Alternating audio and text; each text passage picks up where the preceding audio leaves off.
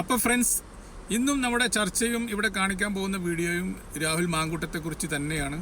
രാഹുലിൻ്റെ മേൽ പുതിയ ആരോപണങ്ങൾ ഓരോന്നോരോന്നായി ഇങ്ങനെ വന്നുകൊണ്ടിരിക്കുകയാണ്. നേരത്തെയുള്ള ആരോപണങ്ങൾക്ക് ഘടകവിരുദ്ധമായി വന്ന ഈ ആരോപണം രാഹുലിന് അനുകൂലമായി വരാനേ സാധ്യതയുള്ളൂ. എന്തായാലും അത് നമ്മുടെ വിഷയമല്ല.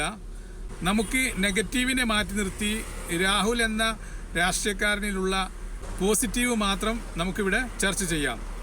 ബന്ധപ്പെട്ട് സ്ഥാനാർത്ഥികളുടെ വാർത്തകളിലൊക്കെ ഇടം പിടിച്ചു തുടങ്ങി. നോട്ടിഫിക്കേഷൻ നമുക്ക് ബാക്കി പാലക്കാട് ആരായിരിക്കും യു ഡി എഫിന്റെ സ്ഥാനാർത്ഥി അല്ലെങ്കിൽ കോൺഗ്രസിന്റെ പ്രതിനിധിയായി വരിക?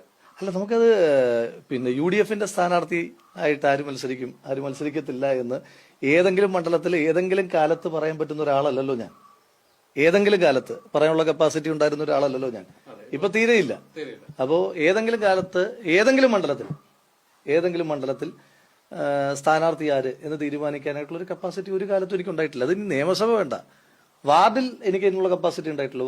വാർഡ് കമ്മിറ്റിയല്ലേ തീരുമാനിക്കുന്നത്. അപ്പം സ്വന്തം കാര്യം പറയാം, അടുത്ത നിയമസഭാ തെരഞ്ഞെടുപ്പ് മത്സരിക്കും എവിടെങ്കിലും?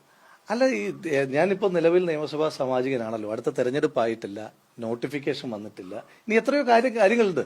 നമുക്ക് അത്രയും സർട്ടനായിട്ട് നാളത്തെ കാര്യത്തെ പറ്റി ഇപ്പൊ ഉറപ്പ് പറയാൻ കഴിയുന്ന ആളുകളല്ലോ നമ്മളാരും. അതുകൊണ്ട് ഞാൻ പറഞ്ഞത് ഇതിൽ നിന്ന് എന്തെങ്കിലും ഒരു വാർത്ത സൃഷ്ടിക്കണ്ട. ഞാൻ ഒന്നും പറഞ്ഞിട്ടില്ല എന്നുള്ളതാണ് ഇതിന്റെ വാർത്ത. അത് ഇനിയും ഞാൻ പറഞ്ഞതിന്റെ അറ്റവും മൂലയും വെച്ച് വാർത്ത സൃഷ്ടിക്കപ്പെടാതിരിക്കാൻ വേണ്ടിയിട്ട്, സൃഷ്ടിക്കണോ വേണ്ട എന്നുള്ളത് നിങ്ങളുടെ തീരുമാനം. ഞാൻ ജനങ്ങളോട് പറയുകയാണ്, ഞാൻ ഒന്നുമേ പറഞ്ഞിട്ടില്ല. അത്തരം കാര്യങ്ങളെ പറ്റിയിട്ടൊന്നുള്ള ഒരു ചർച്ചയും ഞാൻ ആരോടെങ്കിലുമോ എന്നോടാരെങ്കിലുമോ നടത്തിയിട്ടില്ല എന്നുള്ളതാണ് യാഥാർത്ഥ്യം. ഞാനതാ പറഞ്ഞത്, ഞാനൊന്നും പറഞ്ഞിട്ടില്ലല്ലോ. ഞാൻ പറയാത്ത കാര്യങ്ങൾ നിങ്ങൾക്ക് വേണമെങ്കിൽ എന്റെ പേരിൽ കൊടുക്കാം. ഞാൻ പറഞ്ഞിട്ടില്ല, ഞാൻ അങ്ങനെയൊന്നും പറഞ്ഞിട്ടേ ഇല്ല. ഞാൻ അതിനെപ്പറ്റി ഒരു കമന്റും ചെയ്തിട്ടില്ല എന്നുള്ളതാണ് ഫാക്ട്. ഇനി വാർത്ത എന്ത് വേണമെന്ന് നിങ്ങൾക്ക് തീരുമാനിക്കാം. മുൻകൂർ ജാമ്യാപേക്ഷയുമായി ബന്ധപ്പെട്ട കാര്യത്തിൽ അടുത്ത ദിവസം കോടതി പരിഗണിക്കുകയാണല്ലോ. ഞാൻ മുൻപും പറഞ്ഞിട്ടുണ്ടല്ലോ, ഈ സത്യം ജയിക്കേണ്ടതാണ്, സത്യമേ ജയിക്കാൻ പാടുള്ളൂ. അപ്പൊ അതുകൊണ്ട് അതിനകത്തൊന്നും എനിക്ക് ഏതെങ്കിലും തരത്തിലുള്ള ആത്മവിശ്വാസക്കുറവില്ല. നമുക്ക് പിന്നെ കേസിന്റെ കാര്യങ്ങളൊക്കെ പിന്നീട് സംസാരിക്കാം. മണ്ഡലത്തിലേക്ക് ഉടനെ പോകുന്നുണ്ടോ?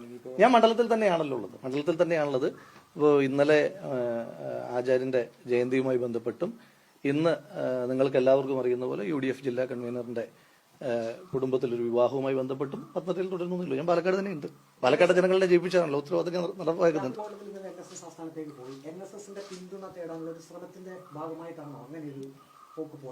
അപ്പൊ കഴിഞ്ഞ വർഷം പോയത് എന്തിനു വേണ്ടിയിട്ടായിരുന്നു? അതിന് മുമ്പത്തെ വർഷം പോയത് എന്തിനു വേണ്ടിയിട്ടായിരുന്നു? അതിന്റെ മുന്നിലത്തെ വർഷം പോയത് എന്തിനു വേണ്ടിയിട്ടായിരുന്നു?